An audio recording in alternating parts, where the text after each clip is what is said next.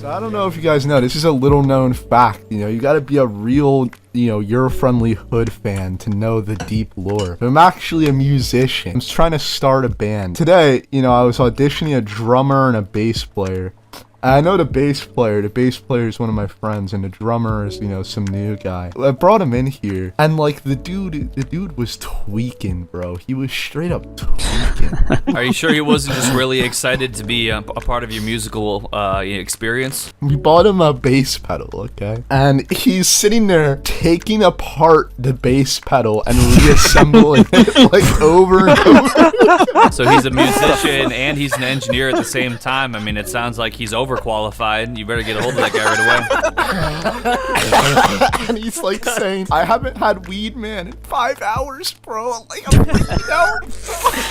One weed does to a motherfucker. So then the bass player comes, and this guy's also like a hardcore weed smoker. I don't do drugs. I don't know anything about this shit. And the whole time, it's like I'm watching one of those like shitty 80s school PSAs, but like in real life. Like I'm trying to stay away from them because I don't fuck with this shit. They're like just keep getting closer to me, like trying to like give me contact. And they're like, nice. Come on, man, don't you want to try? This is like green crack, bro. Yeah, it's like green crack. They have green methamphetamine though, because I mean crack is good, but I like something that's gonna really last. I'm not like a flash in the pan kind of guy. I need that marathon stuff. There were these other guys that tried. Are you sure you didn't smoke a little bit of that? It sounds like you kind of got some green crack cough going on over there.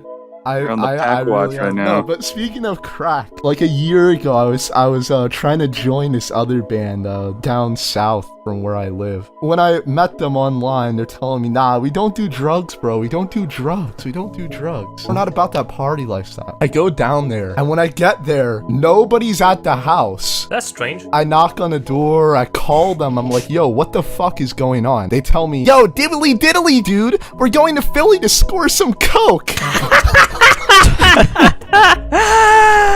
Well, some people say that's a drug. If you ask Coca-Cola like 150 years ago, they would just say it's a food additive. So I think really it's a centrist position. Everyone that like I've ever auditioned to like be a drummer for me has been a fucking drug addict. There's like, if they're not a drug addict, they're like literally insane. The last guy I tried out, he came for 2 practices, and on the second practice driving home, he like legit flipped his car 6 times. What? No, that's like 6 separate times, or like it rolled 6 times. Like it literally rolled over 6 times. He fucking totaled it 2 practices in.